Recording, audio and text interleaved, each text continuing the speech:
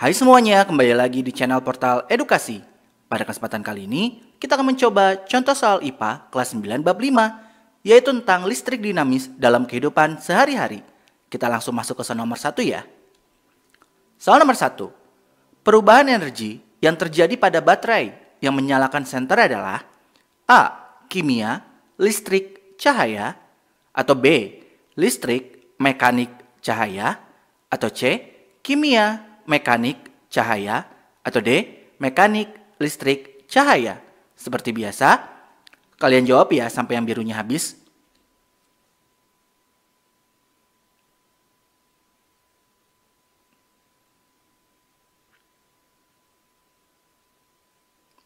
Jawabannya adalah A. Kalau ada baterai, pasti diawali oleh kimia ya. Jadi urutan yang tepat adalah kimia, listrik, cahaya. Ini tinggal dihafalkan aja, kalau baterai pasti kimia. Soal nomor 2. Perhatikan gambar di bawah ini. Gambar yang menunjukkan lampu menyala adalah A. 1 dan 2, B. 2 dan 3, C. 1 dan 3, atau D. 1 dan 4.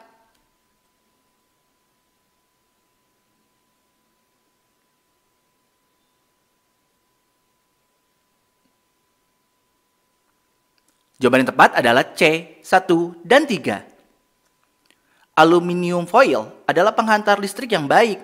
Makanya kalau sekarang itu banyak banget nih trigger harus sensor ya. Terbuat dari aluminium foil ya. Kemudian kalau kunci itu terbuat dari logam yang merupakan penghantar listrik yang baik juga. Soal nomor 3. Arus listrik sebesar 10 mA mengalir pada sebuah kawat penghantar selama 60 detik. Jumlah muatan yang berpindah pada kawat penghantar adalah A. 600, B. 60, C. 6, atau D. 0,6.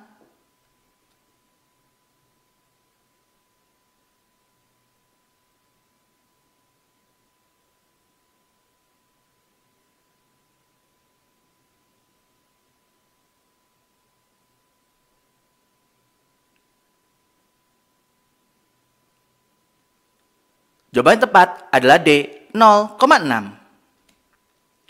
Kita harus membuat dulu nih, diketahui, ditanyakan, dan jawab.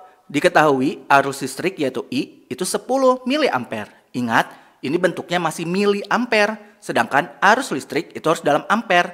Jadi kita ubah dulu nih dari miliampere ke ampere. Jadinya 10 dibagi 1000. Hasilnya adalah 0,01 ampere. Kemudian waktunya itu simbolnya T sama dengan 60 detik. Yang ditanyakan adalah Q, muatannya. Maka Q sama dengan I kali T. 0,01 dikali 60. Jadi ketahuan 0,6 kolom. Soal nomor 4. Energi listrik digunakan untuk menyalakan lampu. Perbandingan jumlah energi listrik yang digunakan dengan jumlah energi cahaya yang dihasilkan adalah A. Jumlah energi listrik yang dihasilkan lebih dari jumlah energi cahaya yang dihasilkan. B. Jumlah energi listrik yang dihasilkan kurang dari jumlah energi cahaya yang dihasilkan. C. Jumlah energi listrik yang dihasilkan sama dengan jumlah energi cahaya yang dihasilkan. Atau D. Jumlah energi listrik yang dihasilkan terkadang lebih banyak ataupun lebih sedikit daripada jumlah energi cahaya yang dihasilkan.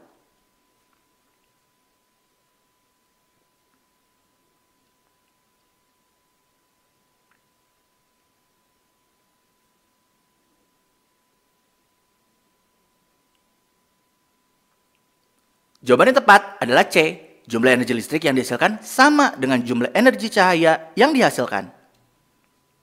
Berdasarkan hukum kekekalan energi, energi itu tidak dapat diciptakan ataupun dimusnahkan.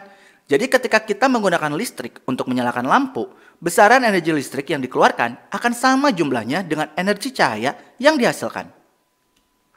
Soal nomor 5. Perhatikan tabel di bawah ini.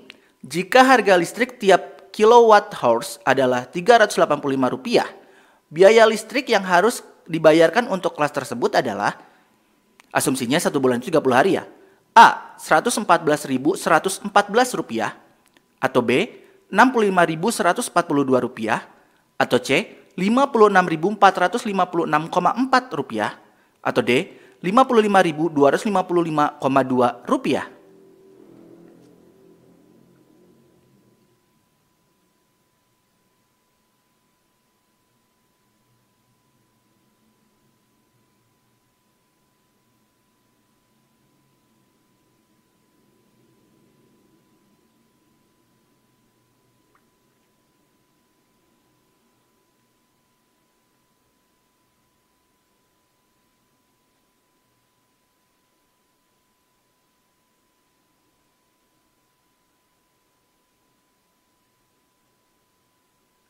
Jawaban yang tepat adalah B, Rp65.142. Dari mana? Kita bahas ya. Kita harus buat dulu diketahui, ditanyakan, dan jawab. Diketahuinya itu, kita harus menghitung masing-masing penggunaan peralatan. Itu menghabiskan berapa watt. Dari watt nanti kita juga harus rubah ke dalam kilowatt. Nah, itu harus dikalikan 30. Kenapa kalikan 30? Karena penggunaan yang tabel tadi itu hanya 1 hari. Sedangkan yang ditanya adalah 1 bulan. Kita mulai dari lampu. Tadi, lampu itu ada 4 buah yang masing-masingnya 20 watt. Dan penggunaannya selama 3 jam setiap harinya. Maka kita kalikan dulu. 4 dikali 20 dikali 3 jam. Hasilnya adalah 240 watt per hari. Itu baru hari. Kita harus kalikan 30 agar jadi sebulan. 240 kali 30 jadinya 7.200 watt per bulan. Nah, ini masih dalam watt. Kita ubah ke dalam kilowatt. Jadinya 7.200 dibagi 1000. Yaitu 7,2 kilowatt hours per bulan. Lampu beres, masuk ke AC. AC itu penggunaannya setiap harinya 6 jam. Dengan menggunakan daya 450 watt. Berarti 450 dikali 6, yaitu 2.700. Kemudian sama, dikalikan lagi juga 30. Jadinya 81.000 watt per bulan. Kita ubah juga ke dalam kilowatt. Jadinya 81.000 dibagi 1000, yaitu 81. Kemudian selanjutnya proyektor. Penggunaannya 100 watt. Setiap harinya digunakan 6 jam. Jadinya 100 dikali 6, yaitu 600 watt per hari. Kita kalikan juga 30, jadinya 18.000 watt per bulan. Kita ubah juga 18.000 per 1000, jadinya 18 kilowatt. Kemudian terakhir adalah komputer. Komputer penggunanya 6 jam sehari, dengan dayanya adalah 350 watt. 350 dikali 6, hasilnya 2100 watt per hari. Kemudian kita jadikan sebulan. Jadi 2100 kali 30, yaitu 63.000 watt per bulan. Kita ubah juga jadi kilowatt, jadinya 63.000 per 1000 sama dengan 63 kilowatt. Nah, harga per kWh-nya adalah 385. Yang ditanyakan biaya totalnya setiap bulan. Ini gampang, jumlah biaya yaitu total kWh dikali harga per kWh. Jadi kita tambahkan dulu nih semua dari lampu sampai komputer dalam bentuk kWh. Jadinya 7,2 ditambah 81 ditambah 18 ditambah 63 dikali 385. Hasilnya 169,2 dikali 385. Ketahuan deh, besaran biayanya adalah Rp65.142. Soal nomor 6. Arah panah menunjukkan arah aliran arus listrik. Pernyataan berikut yang benar adalah A. Arus pada lampu 2 sama dengan arus pada lampu 3. B. Arus pada lampu 2 sama dengan arus pada lampu 1. C. Arus pada lampu 1 lebih besar daripada arus pada lampu 2. Atau D. Arus pada lampu 1 lebih besar daripada arus pada lampu 3.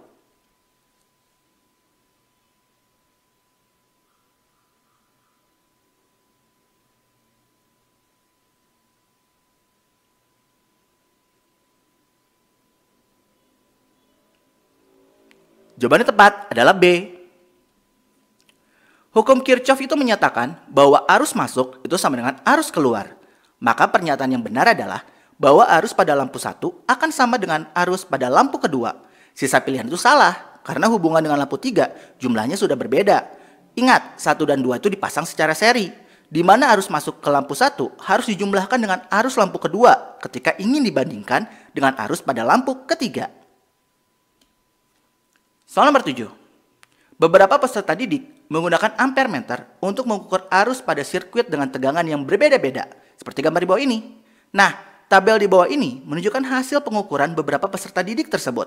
Lengkapilah tabel berikut ini. Yang ditanyakan adalah, jika arus listriknya adalah 60 mA, maka tegangannya berapa volt?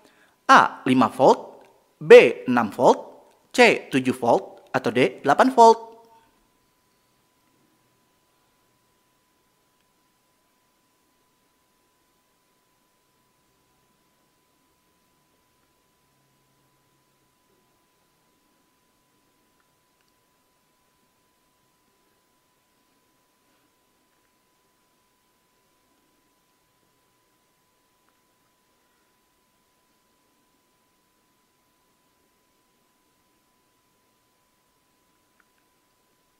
Jawaban yang tepat adalah D, 8 volt.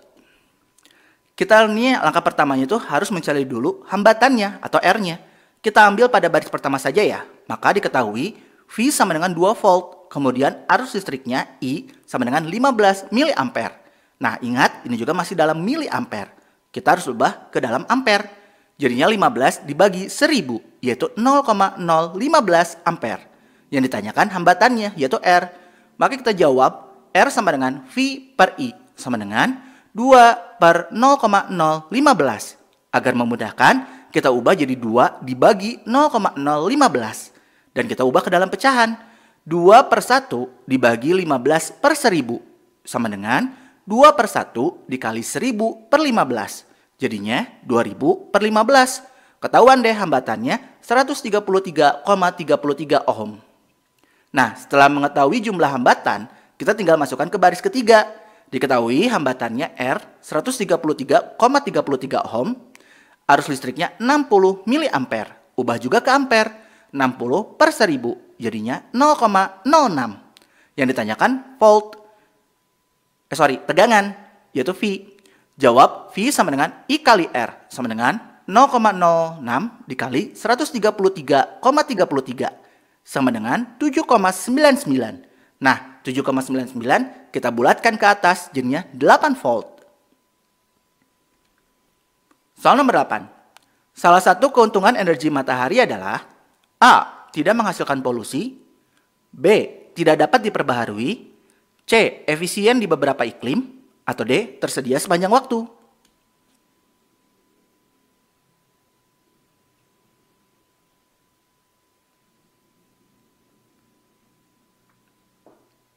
Tentu saja jawabannya D.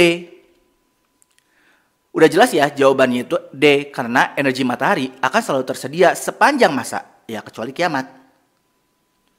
Soal nomor 9. Berikut yang bukan bahan bakar fosil adalah A. Batu bara, B. Gas alam, C. Matahari, atau D. Minyak bumi. Gampang banget, kalau salah keterlaluan.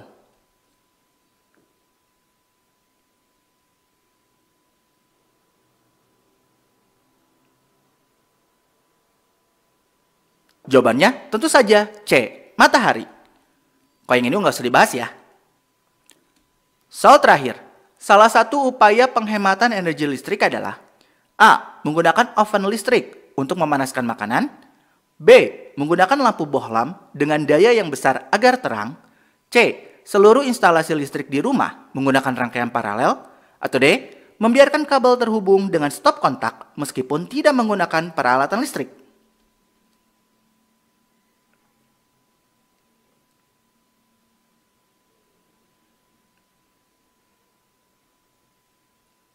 Tentu saja jawabannya C. Udah jelas ya, kalau yang lain itu pilihannya itu pasti pemborosan listrik. Jadi udah jelas, biar efektif dan efisien, itu menggunakan rangkaian paralel. Gimana? Dari 10 soal, kalian betul berapa? Kalau nilainya masih kurang, baca lagi materinya. Kemudian dicoba lagi latihan soalnya ya, sampai nilainya bagus, terutama di bagian fisikanya. Hafalkan rumus-rumusnya dan masukkan angka-angkanya dengan tepat. Nah ya mungkin cukup sekian, terima kasih telah menyimak video pembelajaran hingga selesai. Semoga bermanfaat kita semua, jangan lupa like, comment, and subscribe.